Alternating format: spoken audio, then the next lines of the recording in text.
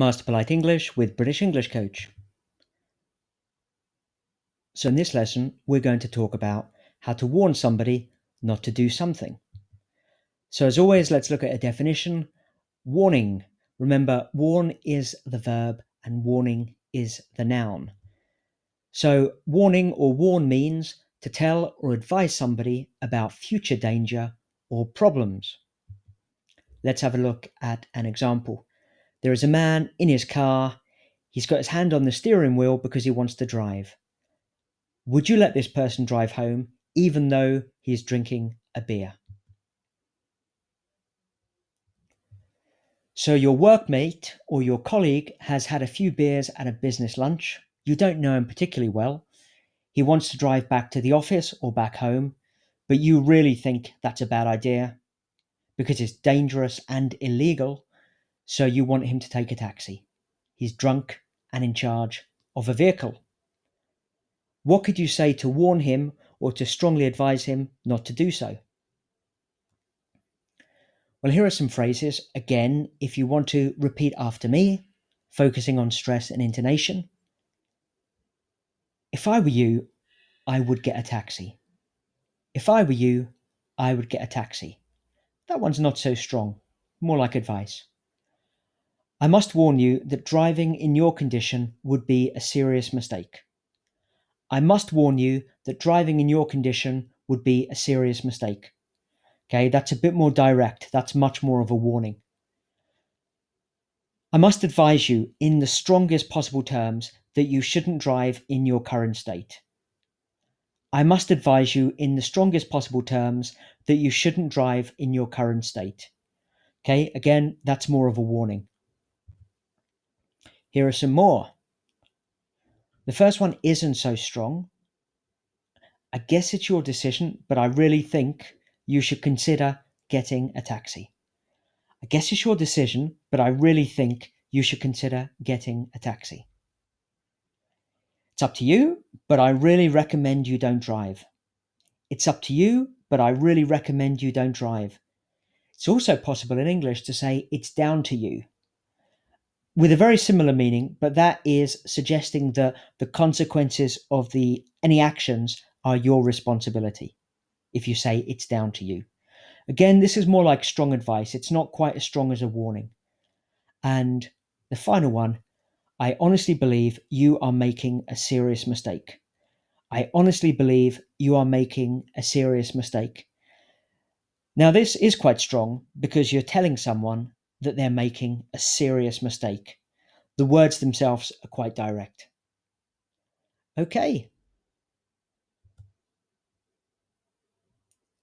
So now it's your turn. Let's practice with some situations. How would you warn somebody not to? Situation 1. Quitting. A colleague is furious with his boss and wants to go into his office and quit his job on the spot. Remember, to quit your job is to leave your job. Marriage. A rich older man you know is planning to get married to a woman half his age. Maybe he's 60 and she's 30. The thing is, they only met last week. Oops, that could be a big, big mistake. And finally, situation 3, price increase. The CEO of your company is determined to raise the price of the company's product.